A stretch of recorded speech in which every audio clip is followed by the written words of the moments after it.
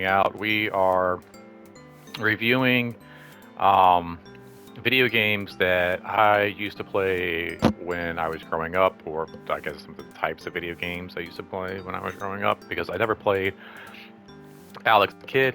I never heard of Alex the Kid, or Alex, excuse me, Alex Kid. I always want to say Alex the Kid, like Billy the Kid. There's no relation.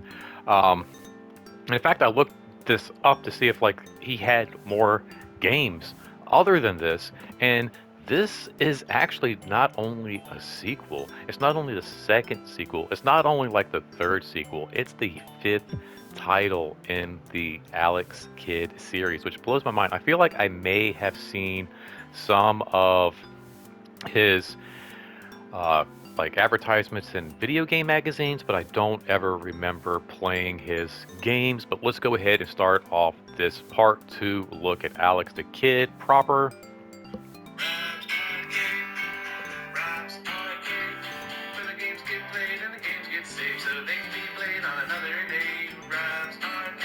All right, now the only thing I can say about this game is it's not necessarily a bad game. The graphics are pretty cool. You got this weird little alien guy that you're controlling with these big giant monkey ears and these chops and this cool like Mick and Morty. Was that what it was? Mick Morty? I don't know. It was that alien TV show with Robin Williams and all these different things you can equip, but it's all kind of pointless. You don't really need any of it. You don't need to do any of it. And then this is Alex Kidd in the, what is it, Magic Castle? And it's like, or Enchanted Castle. There is no castle. I haven't seen a castle. We're on the third level and there's no castle. A lot of this stuff doesn't help you. The only thing I found that really helps is this little crown thing. It gives you like this cool little laser blast. Everything kills you if you touch it one time. And I found that if you time this right, you don't even have to like really engage with any of your enemies. Let me see if I can do this just right. Oh shoot, there we go. Oh, couldn't do it.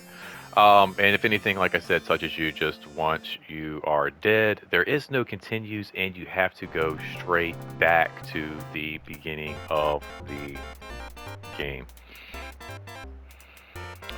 which is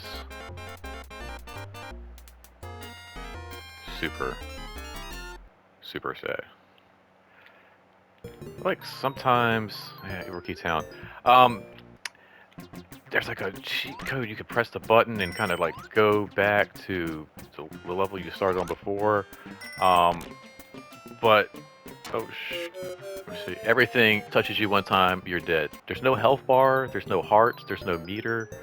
And if anything, which makes sense. I guess if a car hit you, it would mess you up pretty hardcore. But then, of course, you can just go around and punch cars.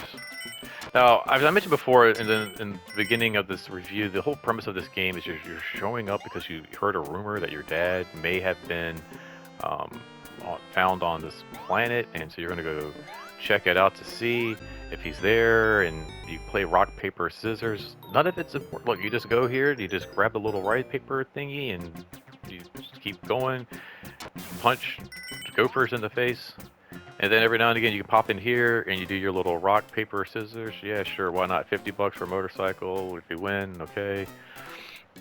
Which why is again, it's the same people in every. Oh no, it's the same people in every single little like arena, but this isn't even an arena. They're just like in a bush. So weird. But again, you don't really have to interact with anything. You can fight this stuff, or you don't have to.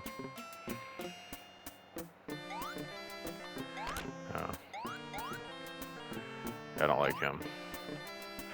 Porcupines are kind of tough. I want to stay away from those guys. Oh no! Ah! No! And it's like you just kind of run through, pick up money, punch those things out your way, punch that out your way, punch it out your way, punch it out your way. Oh no. Punch that out your way. Oh no, I hate those things. Get away from me. They just kind of jump over that, jump over that. Oh no. But also don't understand like why. So you're looking for your father. Usually like you're fighting like aliens. This doesn't even look like an alien planet. This just looks like Earth.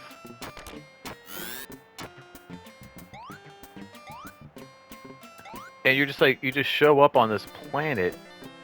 You're supposed to be looking for your dad. But instead you're like, let me just punch the crap out of a bunch of like gophers and porcupines and stuff. Like, can you imagine like an alien like showed up on our planet and just started walking around like just punching like all the wildlife?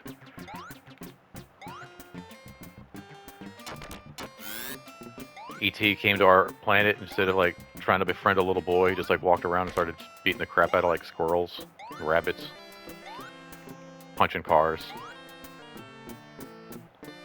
And then boom.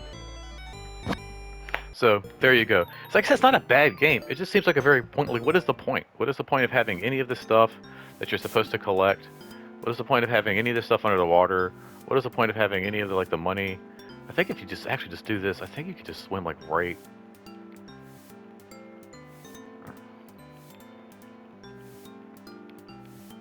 No. Ah!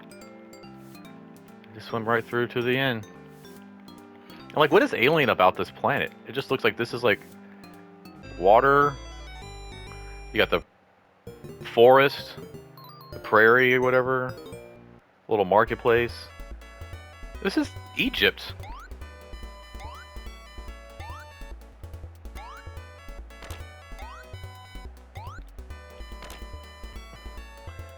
It's literally red scorpions. They're not even like a different color. So this is supposed to be like an alien planet. You're on like another whole planet looking for your father. And it looks exactly like Earth. This is crazy.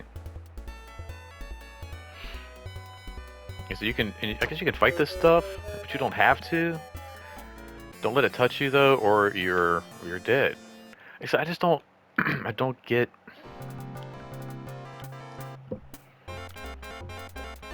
Aside from the crown, unless, I don't know, do you get to the end as like Emperor? Maybe that's where the scissors comes in. Emperor Skizzers, Emperor Skizzer. See, like, see, this is okay. Here's a great look. See, the vehicle gives you kind of like protection. It just gets you to the end of the game quicker. It's like, who wants to enjoy this game? Like, even the designers are like, this game sucks. What can we do to get you through quicker? Like, usually, like, I don't know, in video games, you're supposed to, like, enjoy the levels and exploring it. And they're like, no, let's just give this guy a pogo stick so he can hop his butt through the game a little bit quicker. And like I said, if you like to tie in a video game, if you're one of those people who's like, I don't want to win, I just want to tie over and over and over again, this is the game for you. I feel like that's the ape from Planet of the Apes. And he came here with his knowledge of Earth and rock, paper, scissors and started this whole society. And I don't get like, okay, so they have cars, they have like motorcycles, flying vehicles. Why are they just playing rock, paper, scissors? Why aren't they like racing motorcycles or cars or doing stunt shows? Or I don't get it. They got a crown that can help you shoot laser beams. And these clowns are wasting their time. And there's like a sold out arena. It's not even like punch their car. And like, why do you need that? You're like, okay, this little thing like is kind of cool. But like, if you can punch a car and make it explode, like, why do you need it? You know, this is, I don't know. This game just seems like so pointless. Like, why? There's this little car flying around. It's not really coming after you, but you can, like, blow it up. Or a little plane. Magic necklace. Sure, why not? There's nothing else to do in this game. This is what like blows my mind. So like, I've mentioned the games, they're, um, what I call games that nobody asked for, nobody wanted. And this is what I think kind of sums up what this is. It's a game that nobody asked for. I feel like it's a game that nobody wanted. And I feel like most times that's what video games kind of fell into, either one of those or both of those categories. Just things that really nobody asked for, nobody wanted. But from time to time, it might have been something you didn't quite ask for, but it turned out to be something you really enjoyed, you really wanted, you wanted to pick up and play over and over again.